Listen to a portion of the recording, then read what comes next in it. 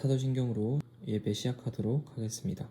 전능하사 천지를 만드신 하나님 아버지를 내가 믿사오며 그 외아들 우리 주 예수 그리스도를 믿사오니 이는 성령으로 잉태하사 동정녀 마리아에게 나시고 본디오 빌라도에게 고난을 받으사 십자가에 못 박혀 죽으시고 장사한 지 사흘 만에 죽은 자 가운데서 다시 살아나시며 하늘에 오르사 전능하신 하나님 우편에 앉아 계시다가 저리로서 산자와 죽은 자를 심판하러 오시리라. 성령을 믿사오며 거룩한 공예와 성도가 서로 교통하는 것과 죄를 사하여 주시는 것과 몸이 다시 사는 것과 영원히 사는 것을 믿사옵나이다. 아멘. 본문 말씀입니다. 사사기 2장 18절에서 19절 말씀입니다. 우리 함께 읽도록 하겠습니다. 여호와께서 그들을 위하여 사사들을 세우실 때에는 그 사사와 함께 하셨고 그 사사가 사는 날 동안에는 여호와께서 그들을 대적의 손에서 구원하셨으니 이는 그들이 대적에게 압박과 괴롭게 함을 받아 슬피 부르짖음으로 여호와께서 뜻을 돌이키셨음이거늘. 그 사사가 죽은 후에는 그들이 돌이켜 그들이 조상들보다 더욱 타락하여 다른 신들을 따라 섬기며 그들에게 절하고 그들의 행위와 패역한 길을 그치지 아니하였으므로. 아멘. 16개월 입양아를 수개월간 학대해 숨지게 한 정인이 사건 첫 재판이 오늘 열렸습니다. 오늘날 세상은 더 이상 끝이 없을 정도로 너무나 심한 범죄들이 많이 발생하고 있습니다. 인간의 악은 날이 갈수록 나아질 기미가 보이지 않는 것 같아 보입니다. 성경에도 이런 악의 순환이 계속될 때가 있습니다. 바로 사사시대입니다. 사사시대는 사사가 이스라엘을 이끌었던 시기를 이야기합니다. 사사는 여호수아가 이끄는 이스라엘이 가나안 땅에 입성한 후 왕이 세워질 때 사이에 활동했던 통치자를 이야기합니다.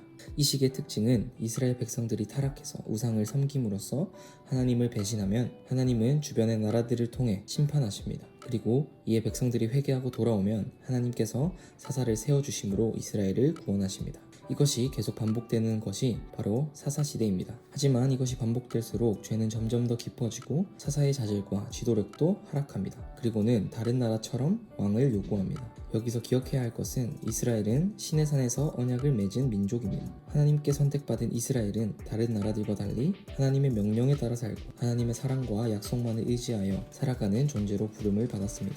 이는 거룩한 백성이라고 말하는데 거룩하다의 가장 근본적인 개념은 구별입니다. 하나님이 다른 이방신과 다른 것처럼 이스라엘도 다른 나라와 구별되어야 한다는 것입니다. 하지만 다른 나라와 같아지기를 원하고 있는 것입니다. 이는 하나님이 자신의 왕 되심을 거부하는 것입니다. 이것은 오늘날 교회도 마찬가지입니다. 하나님을 믿는다고 하면서도 삶의 기준을 세상에 두고 살아가며 세상과 구별되지 못하고 하나님의 통치하심을 거부하는 모습을 이야기하는 것입니다. 이처럼 하나님이 아닌 다른 것이 기준이 된다면 어떻게 될까요? 먼저 악이 가득하게 됩니다. 로마서 3장 10절에서 12절 말씀입니다. 기록된 바 의인은 없나니 하나도 없으며 깨닫는 자도 없고 하나님을 찾는 자도 없고 다 치우쳐 함께 무익하게 되고 선을 행하는 자는 없나니 하나도 없도다. 원래 인간은 하나님이 보시기에 심히 좋은 상태로 창조되었지만 죄로 인해 더러워졌습니다. 원래 하나님의 뜻에 복종하며 충실했던 의지가 이제는 하나님의 뜻에 반대하고자 하는 반발심으로 나타나게 되었습니다. 원래는 순수하고 조화로웠던 감정이 죄로 인해 더럽고 무질서하게 되었습니다. 하나님의 뜻과 영광을 위한 도구였던 몸의 각 지체들은 죄를 짓는 불의의 도구들로 전락하고 말았습니다. 바로 이것이 죄로 인해 나타난 인간의 비참한 상태입니다. 오늘날의 상황을 보면 알 수 있습니다. 끊임없이 이어지고 더 깊어지는 악이 이 세상을 혼란스럽고 범죄가 가득한 세상으로 만들고 있습니다.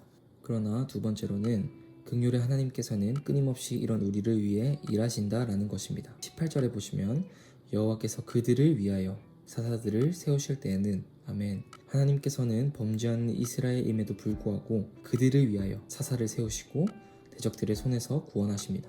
우리는 죄로 인해 죽을 수밖에 없는 사람들입니다. 하지만 저희를 너무나도 사랑하시는 하나님께서는 저희를 죄에서 돌이키기 위해 수많은 방법으로 일하고 계십니다. 그리고 저희의 모든 죄를 용서하기 위해 하나뿐인 아들 예수 그리스도를 이 땅에 보내셨습니다. 저희는 죄로 인해 심판을 받아야 하지만 하나님께서는 뜻을 돌이켜 저희를 위해서 예수님을 통해 용서하셨습니다. 이스라엘 백성들이 대적들로부터 구원을 받은 것은 하나님께서 뜻을 돌이켜 용서해 주셨기 때문입니다. 우리의 구원도 어떠한 행위로 이루어지는 것이 아닌 오직 하나님의 은혜로 구원받은 것입니다. 따라서 세 번째로 구별된 삶을 살아가야 합니다. 아까 이야기했듯이 이스라엘 백성들은 하나님과 언약을 맺고 택함을 받음으로 거룩한 백성이 되었습니다. 그래서 다른 나라와 구별되어 하나님을 왕으로 모시고 하나님의 명령과 약속을 의지하며 살아가야 합니다. 하지만 이스라엘 백성들은 그것을 거부하고 다른 나라와 같이 왕을 세우길 원했습니다. 하나님께서 이끄셔야만 살아갈 수 있는 이스라엘은 하나님이 왕이 되는 것을 거부한 것입니다. 하나님이 중심에 없는 이스라엘은 계속해서 범죄했고 날이 갈수록 점점 더 깊은 죄의 수렁에 빠지게 됩니다. 하나님의 뜻이 아닌 각자의 생각에 따라 살아가게 됩니다. 이는 오늘날과 매우 흡사합니다. 세상은 각자의 기준이 되어 각자의 목소리를 내는 데에만 힘을 씁니다. 그 결과는 결국 분열입니다. 남한과 북한이 갈라졌고 남자와 여자, 정치, 심지어 교회도 그렇습니다. 교회를 다니면 못하는 게 너무 많아져서 자유가 없어진다고 말합니다. 하지만 기억해야 할 것은 하나님 없이 살아가는 것은 자유로워 보이지만 결국 이 사사시대처럼 오늘날 세상처럼 점점 자유를 잃어가는 것임을 기억해야 합니다. 불완전한 자신이 기준이 된 삶은 결국 무너지고 맙니다. 그리고 다른 기준을 가진 서로를 무너뜨립니다. 우리의 삶의 중심을 하나님께 맡겨드리고 하나님의 말씀이 나의 모든 판단의 기준이 되는 것이 진짜 자유입니다. 그것이 정말 구별된 삶입니다. 모두가 각자의 기준을 가지고 살아가는 세상 가운데서 진리는 없다고 외치는 가운데서 하나님만을 내 삶의 기준으로 살아가며 하나님의 사랑으로 그들을 품어주고 진리를 전하는 것이 바로 하나님이 말씀하시는 거룩한 삶입니다. 코로나로 많은 것들이 멈춰 있습니다. 여러분들의 삶은 어떠하십니까?